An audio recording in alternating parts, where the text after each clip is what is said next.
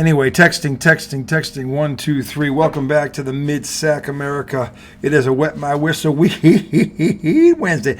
And you know what that now means here at the Dago Bar. Oh, we've got the big player in the house. That man with the big, walk softly and carry the big stick. That would be Big Pipey. And Big Pipey? Zubak. You were right. Don't ask me how I knew that. That was luck. Pulled it. Anyway, that is the redoubtable himself, Thomas J. with a highly questioned one. RJ Milaccio, segment 1. Game 5. Recap. Talk about a Donnybrook. The Sixers, as you know by now, staved off elimination. And really, this is going to be his moment. And he was saying he's going to be optimistic. I really don't care. If I were him, I wouldn't be optimistic. I'd be pissed. And I'm not saying you don't think they can still win. I think they can still win. But criticism, I think, is fair given what we just saw last night. And look, I want to preface by saying Maxey was amazing. He was awesome. But regardless of what Maxey did, I can think of 2 things off the top of my head the Knicks just did. It wouldn't matter what Maxey did. But with that said, Philly won the game in overtime. Game 6 will be Saturday night in Philly. No, Thursday night. I'm sorry, Thursday night. Tomorrow night. 7 would be would be. I know why. Because game 1 is the Western semis. That's why it's pushed back further. Mm-hmm. Yeah, that'll be tomorrow night. But anyway, that is the double one himself. Thomas J. We got a high question on Andre Miliaccio. Philly Knicks. Philly escapes. Not escapes. I mean. Actually, Philly, they fucking escaped. Actually, I was going to say gift wrap. It was gift wrap. But anyway, I'm going to give it to Tom. Victory fell out of our asses. And let him as a diehard Knick fan, because I know what the anticipation was, and I get why, and they were 28 seconds away from being vindicated. So, Tom, you saw that. You're still breathing, thank God. I was doing terribly last night, though, I will say. Please. I was doing absolutely terribly. I'm sorry to cut you off. No, go. This is you. Go. I felt like you were going to just continue to say things. I was trying to say, tell us what you... I had to get in there. I was going to ask you the question. I felt horribly last night. Just went into, anger mode. And it was really just disappointment. And it's, hurt when you want your team to win and they don't win. And the kids were watching it with me, and I was not a good example of, what you should be in those moments. So it sucked last night, and I was pissed, and I was like, I've never seen them play losing basketball like that, because that's what it was.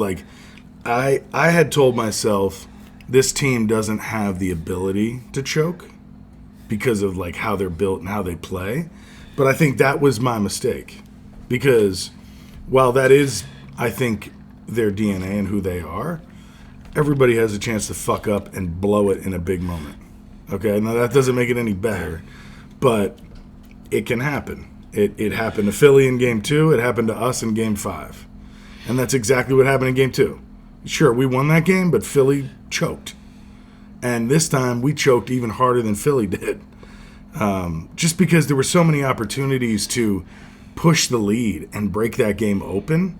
But, outlet passes for no reason when you're up with a few minutes left. Why are we fast breaking up 5? Or, you know what I mean?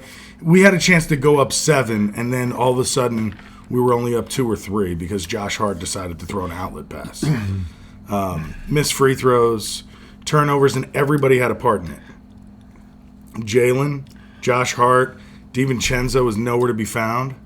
As amazing as he was in the performance in Game 2, we wouldn't have even known he played. Although he's been playing tough defense, I will give him credit for that. I like his defense in the series. But I think he might have hit one shot, 1 for 7 or something like that. He only took 7 shots? Yeah. He didn't play a lot. He's, I would argue, your best outside shooter. Without a doubt. Your best outside shooter can't take 7 shots unless he's injured. Okay, because that's the only way I'm taking that. But he's not shooting the way he normally does. And he's not missing long or short. He's missing everywhere. Do you get the sense they're trying to set him up, or is he strictly off of whatever Brunson's trying to do? Because I don't see a lot of plays called for him. Well, I don't. Throughout the year, I never saw a lot of plays called for him. Yeah, well, it was just kind of like they got one of those herky-jerky offenses where it starts with the high pick and roll, and sometimes things bounce out to a shooter. Continue on. I'll bring this up later. You can keep going. So, anyway, I was just talking about how everybody had a role in it. You know, DiVincenzo wasn't around. Tibbs takes part of it because his usage of his bench to help out with Embiid and just, I don't know, give them a different look. Like, he never went to Precious Achiuwa again. Precious Achiuwa and OG Anunoby won the game 4 because of the defense they played. But here's the other part where it's hard to criticize him on that. Embiid didn't do shit in the fourth quarter. No, on free throws. You know what I'm saying? Like, It wasn't like he dominated. No. It was Maxey. Yeah. And whatever Tibbs did, right or wrong, we were up 6 with 28 fucking seconds left. So that's where it's hard. Like, regardless of what Tibbs did, that game was in the fucking bag.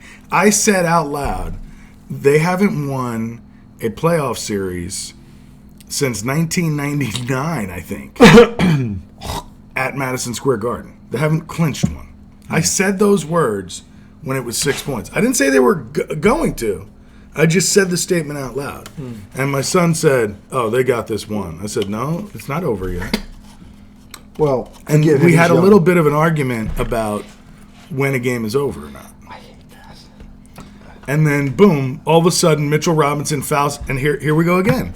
No matter what anybody else did, Josh Hart missed a free throw, no matter what. If Mitchell Robinson doesn't foul a guy shooting a three-pointer, we don't lose the game. You're up 6. If he makes a 3, it's still a 3-point game, and all you have to do is hit one free throw. One of the 2 free throws to make it a 4-point game. That's it.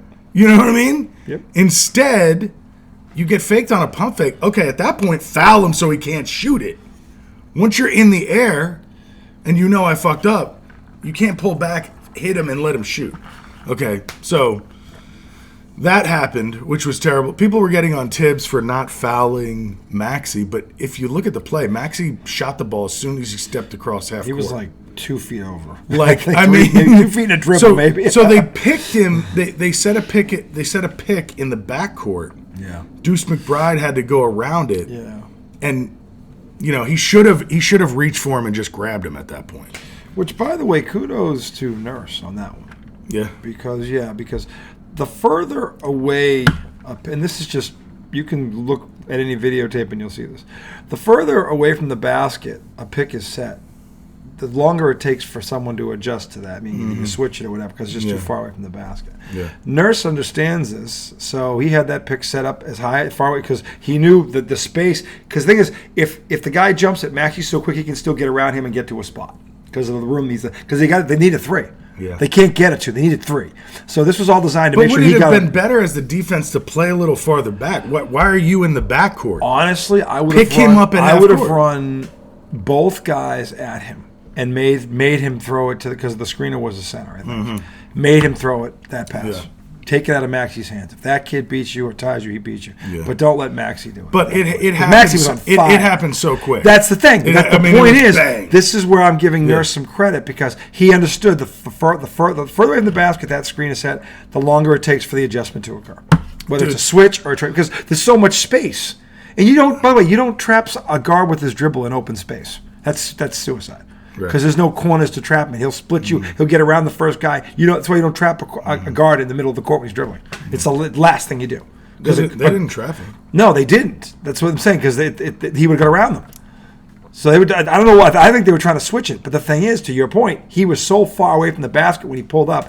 Well, they weren't trying to switch it. Mitchell Robinson was at the 3-point line. That's what I'm saying. Deuce McBride went into the backcourt to face guard. He tried to go around it, and then he trailed it. Right, he tried to trail it. Yeah. But actually, no, he didn't try to. He tried to reach the front ways. So once he got screened, he was no longer part of the play. I thought he was running from behind. Yeah, but he got screened. Yeah, no, he didn't go under the screen. No, I said trail it. He runs. Yeah, he tried to trail it. He tried to trail it.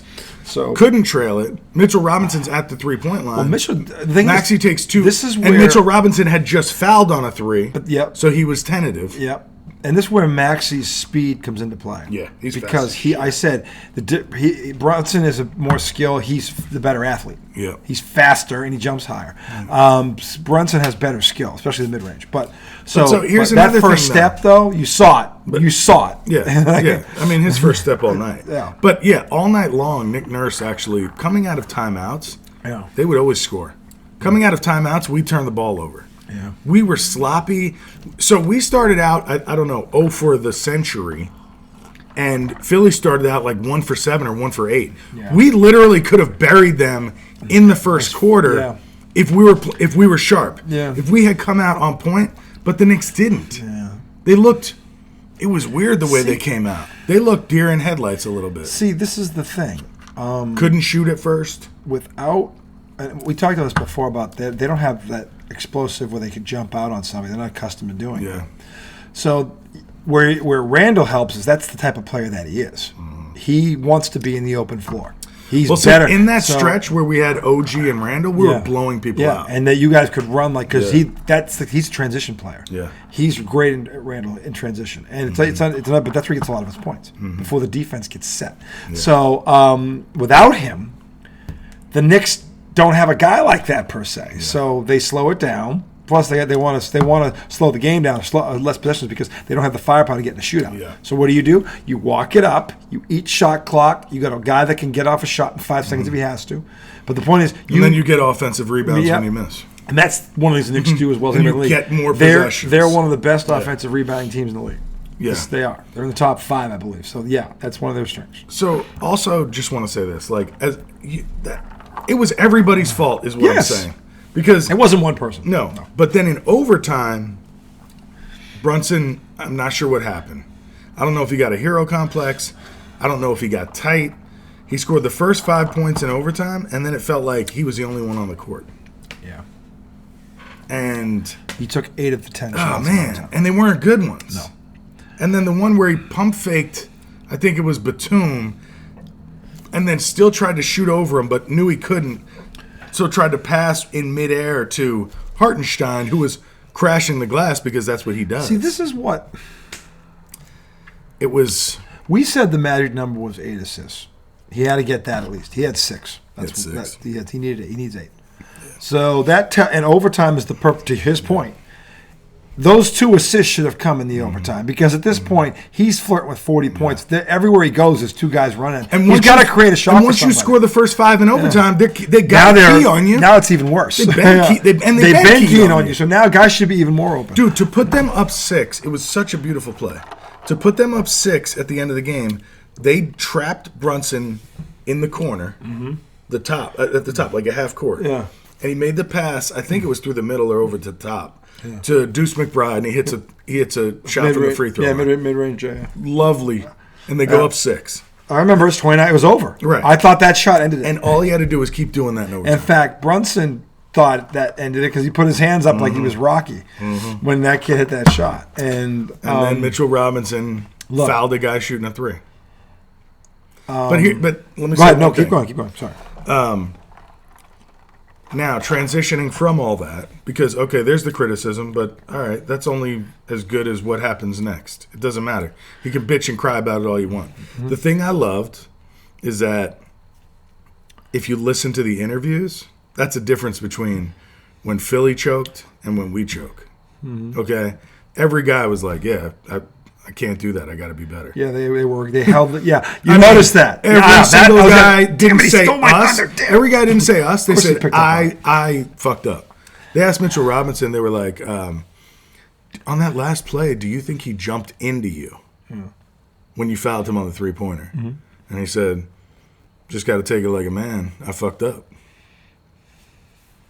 Okay, so yeah, he might have jumped into me, but that no fucking way. I fouled him. I was gonna, see, I didn't know what he was gonna do, and I was kind of saving that one. But there's hope. No, it was great because but he's there. He's already there. Okay, because look, Mitch can make some dumb plays on the court, and sometimes I'm like, man, this guy just doesn't think. Yeah. But when I heard him say that was like a really good sign to me. He knew he fucked up. He lost it. He pooped. That's a very good sign. And that's they asked Josh Hart, and he goes, I got to make my free throws. Yep. And then they asked Jalen, he goes, I got to be a better leader. There's no way this should have happened. See, this is why the Knicks are a better team. Because when Philly lost Game 2, it was all about the refs blowing the calls down the stretch. Pointing the finger. It wasn't about all the ways they fucked up in that last minute to even make that possible. So, and it was, to me, they fucked up more than I think than the Knicks did, believe it or not. I think the Knicks made 2 mistakes that killed them. And one, to his point, was the guy jumping in and get on the 3-point shot. Yeah, that was rough. And the second one was the missed free throw. Because if either one of those things, they had a couple missed free throws. Yeah, I know, but the thing is, they missed 8 in the game. Yeah, you guys always hear me harp about Jaylen Brown and why I'm concerned about him because free throws cost you games. They missed 8. And Brunson missed the big one in overtime. Missed the big one in overtime. Okay. After he got flagrantly fouled. Yep. Joel Embiid now has 2 flagrant ones in this series. And should have a flagrant 2. Yeah. I mean, LA and their loss, they lost by like a point or whatever. They missed 9 free throws. Yeah. I keep harping on this and harping on this and harping on this, and we're seeing teams lose because of it in the playoffs. I hope the bell's going off. But the thing is, look, if either of those 2 things happen, either he doesn't commit the foul on the 3, or the guy makes that one free throw, they win the fucking game, regardless of what Maxey does. And so that's where I think you should be critical because they're too smart for that. Yeah. He has a right to be mad about that. If the Celtics did that, I'd be lighting them up right now. Okay? Yeah. So, and they've done it, by the way, before. So I have lit them up. But the thing is, he has every right to be critical. That doesn't mean he's lost faith. Because they're still going to win this series. Philly's not beating them 3 times in a row. Fuck, no, they're not. Jalen Brunson would have to break his leg for that to happen. Okay? That's the only way it's fucking happens. Jesus Christ. Why you got to say that out loud? So it doesn't happen. That's the worst. You include everything that could possibly happen, and you limit them all, and it doesn't happen. No, by saying nothing. I've never believed in that. We believe it. If you get it out, it stops the jinx from happening.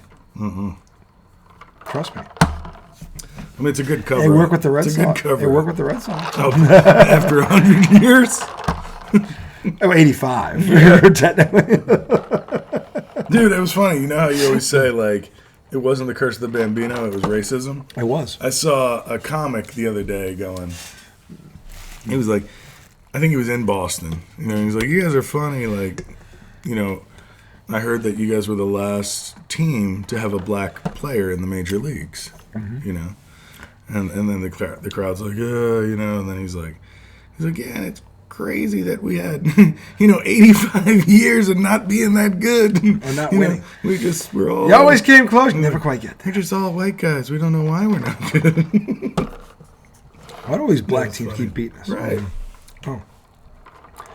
Yeah.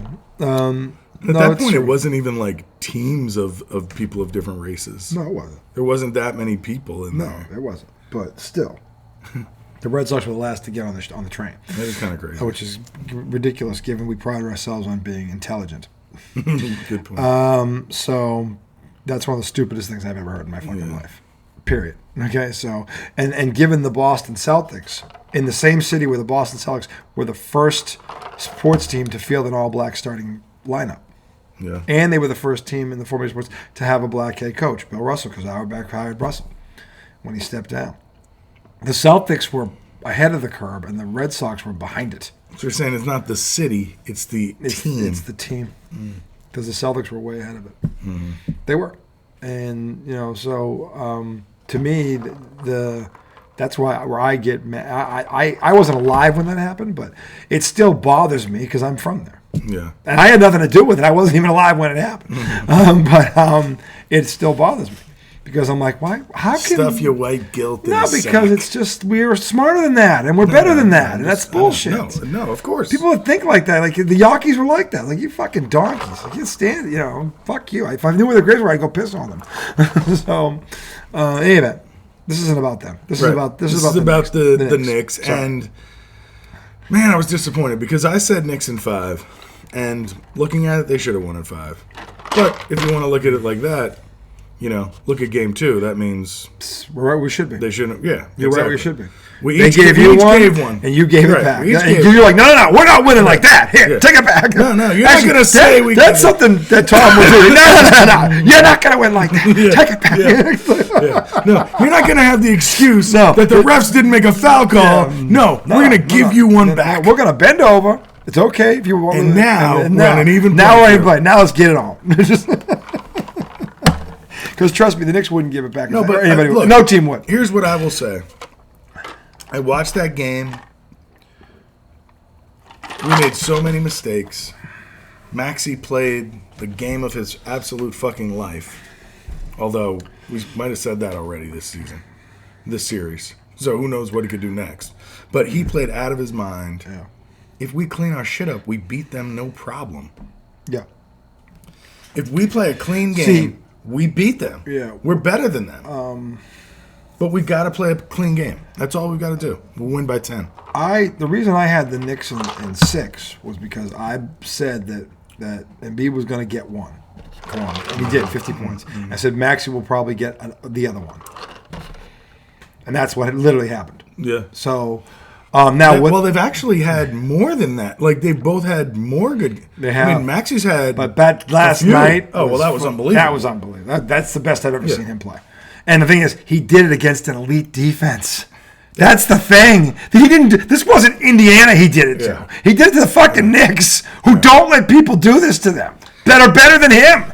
Okay? He had too many, runs at the hoop with nobody around him. The kid had a special life. The kid's that good. Yeah, he's good. Sometimes, great offense beats great defense. So, I tip my cap to him. But again, he could have done all that, and had the Knicks just done one of these two things differently, this series is over. So, but the best part about this, and I was saving it. I'm glad he's being positive. This was my thing to talk him off the ledge with. But he knows about it. But the best what part, the team said? Their response, their reaction. And he said awesome. You look at Philly's reaction to hand in the next game, too. Instead of holding themselves accountable, blaming the rest. Look at what the Knicks said last night. This is the difference in the two teams. Yeah. And this is why the Knicks are ultimately going to prevail. Now, here's the problem.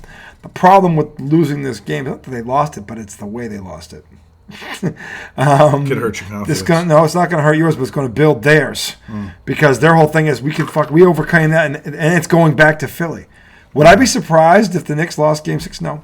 I still think they can win it, but if they lose it, I won't be.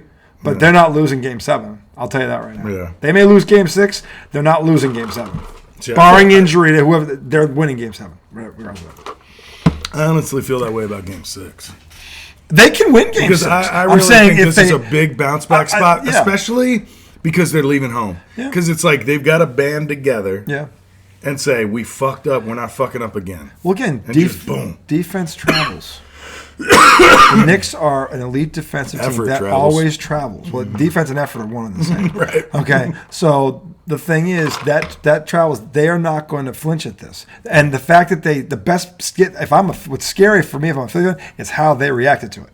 Yeah. Because that's a very mature team for a team so young. Well, that's why I was saying, as much as I want to be critical of them, I also realize sometimes this is going to happen every now and then. Because it happens to everybody. I think about myself and my job. Yeah. Sometimes I make the dumbest fucking mistake in a small process, and it hurts my rating as an employee. Yeah. Not in a bad way. Yeah. But we get QA'd on the work we do. We get there's quality checks. Sure. So if you do something out of process, and typically it's because you're rushing doing something and you forget to put a disclosure in something. Yeah. And then they ding you. And it's like when you get the email that says, "Oh, you fucked up," you think to yourself "God, that was so fucking stupid." I know better than that. Yeah. But that it is within all of us to just shit the bed sometimes. When you get older, the stupidity decreases, but it still happens. It's just rare. That's why you get mad because it's not normal anymore. When you're a kid, as adults, we mess up a lot. We actually mess up on larger scales. No, but I'm saying we're being honest. No, but kids would mess up every 5 seconds. Adults, they but still their mistakes mean nothing. I know. Now we might mess up once every couple months, but it's a monster. I'm saying it gets less as you get older, but it still happens. That's what I'm saying. Well, I think because of the impact of the mistakes, I think it's actually it's worse as you get older. Sure. So I only say that to say we all fuck up in our day to day. Yeah. No matter how good we are at something or how good we think we are, we're still fucking stupid humans. Yep. And sometimes we're like, what? What's going on? Mm-hmm. And I think they're allowed to have that moment. Yeah. Now come back and be the team that we know you are. Yeah. And I expect that to happen. I hope that happens. I'll be rooting for it to happen. It's certainly possible. Let's go. I don't think the Knicks. The thing is, these wounds are self-inflicted, and they know it. And those are the easiest ones to fix. Yeah. Okay, it's not if that team just flat out has more talent than you, you can't fix that. But then, that means you have to play perfect. Yeah, but in lieu of that, okay, if you just play a clean game, you're talented enough certainly to beat this team, and maybe every team, except maybe from a talent perspective, at least the Celtics. Yeah. But that doesn't mean they couldn't beat the Celtics. But that's the advantage the Celtics have. But anyway, the point is they're as talented as anybody else in the damn conference. Right. So my thing is, they know if we just play a clean game, we're going to beat these guys. Right. And there's a difference between a clean game and a perfect game. Yeah. Like when you're out talented, that's to your point when you have to you have to play your best game. Play your best game. And they have to play a step below theirs. You know. Yep. But again, what makes up for that is because effort and defense are the same. Right. Effort is not talent. Right. Okay? But effort improves anyone's performance regardless of talent, whoever it is. If you put an effort, talented and you put effort. Yeah, no, I'm saying, but if you put an effort, whatever you're going to perform better. So that's that, but that travels. So, and the Knicks aren't devoid of talent. So the thing is, to me, and the fact that they know it was on them, not blaming. That tells me that I can't wait. They'll fix it. I can't wait. But again, can I see Philly throwing one more haymaker and taking this 7? Yeah, but they ain't winning 7 if it does go 7. No, Philly has shown you can't fucking count them out. No. They didn't quit. They didn't quit. I sent you the text in the fourth quarter that I said Philly's not going to lay down. They need to put them down, and they didn't. They never put them down. And you got them close. You leave a team, especially any coach will tell you this. They're on the road in halls. They just hang around. Yeah. Just hang around. Just hang around. And you tell you, the longer you're in this game, the more the noose is going to tighten around them because the pressure's all on them because they're at home. Dude, and that's the thing. Nick Nurse is starting to remind me of fucking Hans Gruber. Does he make the face when he falls off Nakatomi Plaza? No, it's like. No, literally, dude. Like his tongue's like. I think if they do a movie about this series, because this series, dude, if this goes 7 games, this series is going to be one for the absolute record books. It's already. It's there. A classic. See, it almost has to go. It's 7. Already a classic, wouldn't you say? It has to go 7. I don't necessarily want to go 7, but if it went 7, would I mind? No, because it adds to the. It adds to it. And here's the pattern. Here's the pattern: is that there's got to be a game in between the next crazy game. So every time we've had a crazy game, the next game is like it's a good one, but it's nothing crazy. Let me tell you why here's my problem. Well, then it went. Here's what I think should happen, but then there's this other thing going on, and this is where the history major comes in. The facts tell me the Knicks will end this in Game 6 in Philly. But here's the problem: there's that whole Uncle Mo guy thing, which defies logic. And given the way they won that last game, would I be surprised if Philly won Game 6? No. To me, no. But I think the Knicks can win it, yes. But I wouldn't be surprised if Philly won it. I know this. If it gets that far, the Knicks aren't going to lose Game 7. Yeah. They won't. But let me ask you this question. Because Philly ain't beaten them 3 times. Do you think like they came out nervous last night? Like, because to me they looked scared at the beginning of the game. I think you said something. Or like it's like they want to do it so bad. I have 2. There are 2 things that's been wrapping around in my head, and I wanted to make sure you got everything you wanted to say before I said them because they're relevant. They're very relevant, and they're valid. And one's a question. I mean, you said something that I never forgot. It was before this whole thing started. You were talking about how Brunson had written a letter to the fans thanking him for everything. And you said something that I etched in the back of my – I'm like, he might be onto something here. I think he's 100% right. He thinks that Brunson may press too hard to win because he feels like he's got to deliver for them. And because of he's so grateful for the support. He's so grateful. He's like, he owes it to him, which is, on paper, it's a great thing. Yeah. Here's the problem. Because he's been doubted his whole life. He has. And New York says – Yep. Nah, you're our fucking guy. You're our guy. And they love him. We wouldn't want anybody else. They love him then. Yeah. Okay? So the pressure on him to deliver this he's taken that on. Right. It's building. And I have a couple of questions about this because my thing is, we said 8 was the magic number. He had to at least get 8 assists. But my thing is this. If you have a guy that's a legit shooter, okay, you have to have a set of plays in there for him. for 2 reasons. Talking about Devo? Yeah, because, which I haven't seen one. Now, maybe I'm wrong. Yeah. But I haven't seen a set call play to get that kid the ball going. and take some pressure off Brunson, to get him an open three, a staggered screen or whatever, to get him open. Okay, so he gets a wide open look. He's a deadly three-point shooter. So, especially when he's in rhythm. So, I haven't seen that shit. So, that's my question for Tibbs. Because you can't tell me that if you're, and Tibbs is a great coach, but I got to believe he knows, and this is why he never blows up at Brunson, because he knows that kid's putting that weight on himself because he knows what type of player he is.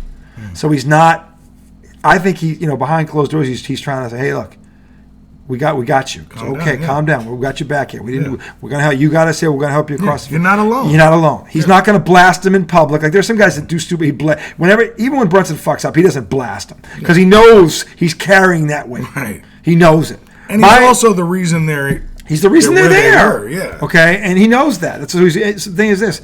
But if you want to help him a little more, Tibbs, get that kid the ball. Get set up plays where we're coming down and we're getting him the fucking ball. And if the defense, you get that kid a wide open look, cut the basket, and then you have a play for Anunoby, whatever he does well. Yeah. You've got to have a set play for your other offensive weapons. Anunoby's actually good going to the bucket. You can roll him off a curl screen and get him going to the rim. That you can have. He goes up on Embiid. Yeah, he's not scared. We call him quick hitters.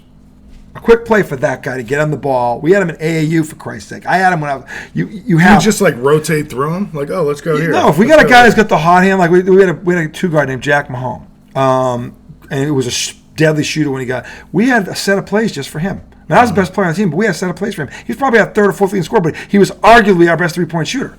So we had a set to get wide, take pressure off me, and get him open because threes, even back then, those are impact plays. So my coaches would do that. So what I'm asking or wondering about Tibbs is, if he doesn't, why doesn't he have a set play or set plays for a couple, just 2 for DiVincenzo and maybe 2 for Anunoby to take some pressure off Brunson, saying, look, you're going to be the point guard of the play. The DJ did this for Bird all the time. Magic did it for Worthy and Kareem. They had set plays and those good, but they got the ball to that dude. Okay, and it takes the pressure off him. If the defense is, you got to get 2 good looks for these 2 guys who are good offensive players. I haven't seen those yet. Other than this high screen and roll. I don't see any plays. I don't see anything like that. I see just the high screen and roll. Maybe he throws Anunoby in there, right? Or Anunoby. So he's the roll guy. But if it's not that, I don't see anything. Yeah. I don't see anything. Yeah. The Celtics had set plays for when I remember. It's penetrate and dish offense. Yeah, it's all it is. It's spread out, Jalen create. Yeah. And that's too much. Yeah. It's so much on his shoulders. It's way too much on his shoulders. Hey, Jalen, how about this? Walk it up, get over the 8-second line, and then we're going to roll him off a double staggered screen to the baseline for an open 3. Okay? And by the way, if they switch, your first look is this guy, your second look. So he's giving it up. Yeah. He's going to read the defense play quarterback. They should have at least 2 plays in there for DiVincenzo and 2 for Anunoby. Take the pressure off this kid and give some of your other offensive weapons a chance. Because they ain't focused on them. Okay, so, and again, he took 7 shots the other night. Yeah. There's no fucking way a guy who shoots like that should be getting 7 shots, which tells me he's not calling anything for Regular season, he was over 40% from 3. Yeah, you can't. The Celtics have set plays right now for Hauser. He's our 8th guy because he's a 42% 3. When he gets in the game, they got a set for him. And Brown and Tatum are more than happy to oblige. Yeah. Okay, so the thing is, you got to do that for them. It takes some pressure off Brunson. It gets those guys going. Because, again, you said it yourself. When they're moving the ball, oh, baby. Well, so they start to hit shots. Yeah. So it's weird because they get in these positions where they're about to take over the game, and then sometimes Brunson slows the game down. He comes to the top of the key. Maybe he's tired. He wastes the first 15 seconds of the clock. And then I'm like, that's not us. Yeah, he's trying to catch his breath, maybe. He's playing a lot of. Do you know how many minutes he played the other night? They all play big minutes. This is my one concern. Because it's not just the minutes, it's the weight on his shoulders. Yeah, it's big. At some point, he's gonna, I'm saying, you got to Here's the thing, you got to take the pressure off him a little bit. Yeah. You got to help him out. Right. I do kind of feel like if he can beat Philly, though, he gets to not exhale because he's done it, but I think this series is big. Of course it's big, but it's huge. It's 2 against 1 in essence. I know. It's not a fair fight. He's going to use the other guys around him. By the way, he's got more of them. Right. So use them. That's all I'm saying. I'm not saying don't take your 25 shots. No, I wasn't saying that you were. Yeah, but he had 40 last night, but he had 6 assists. Yeah. No. No, it's not good. No, it's not good enough. They're capable of more. And he had turnovers in big spots. Yeah. Which is terrible. The thing is, the reason Hockenstein turned and went to the basket, Hartenstein went to the basket, is because he had taken 8 of the last 9 shots. So he thought he was going to shoot it. Right. So he turned to go for the rebound. Yeah. And then Jalen got stuck and then threw it out of bounds. Yep. And the kid was looking for a shot. Like the rest of America was. So, but then the other part of it is he scores the first 5 points of overtime. Yeah. Then at one point he gets the flagrant foul in the face. Yeah. He misses one of two. But then bangs a 3 to tie the game. They tied it again in overtime. Yeah. After being down, I guess they were down 4. Yeah. So it was like, he's great. He actually played great last night. Yeah. It's just in the big moments he had some struggles. But I believe in that dude. I believe in him too. I believe in that whole team. I think they bounce back. Okay. Let's go, motherfucking I don't Knicks. disagree. I'm just saying, to me, this is a coin flip game. And I also may be a little biased too. No, I think they can win this game. I'm just saying I wouldn't be surprised either way, just because of the way they won that game. That kind of win, what that does to a locker room. Gut wrencher. It's a gut wrencher. What was that? Was that the Dream Machine? Oh, by the way, say hi to little Larry. Larry, where did he come from? It was a birthday gift. Nice. Who gave it to you? My son and my daughter. Your sons? My son and my daughter would say. Do you have a son? A second son? No. Cabo. Dude, was this for the set? Yeah. Oh my God, what a great gift. Isn't that awesome? I just don't know where to put him, where everybody can see him. I had him right this on the other night. But if I put him there, I don't move maybe. No? That works. I wish they got him shooting or throwing a pass. It is kind of badass. Yeah, he never really dribbled like that. Actually, he did. Did he bend down like that? Yeah, he did. Oh, fast break. When he was fast breaking was when he was at his lowest. I only saw him with the bad back. He never really bent over. Yeah, if you didn't see him from 81 to 90, no. He was fucking basketball Jesus. And, basketball Jesus. They were calling him that. But the thing is, this series, the way it's gone, he's saying it's a classic. To me, I don't want this to go 7, but it needs to be in Game 7. It needs to be in Game 7, and the score's tied, and Brunson hits the shot, or he passes to that kid Hardy for the dunk that wins it with something dramatic ending with a Knicks for my winner. health if that happens. I know, but wouldn't that be epic though? Of course. I mean, look. But it's the first series. Jesus Christ. But that's not a 7 seed.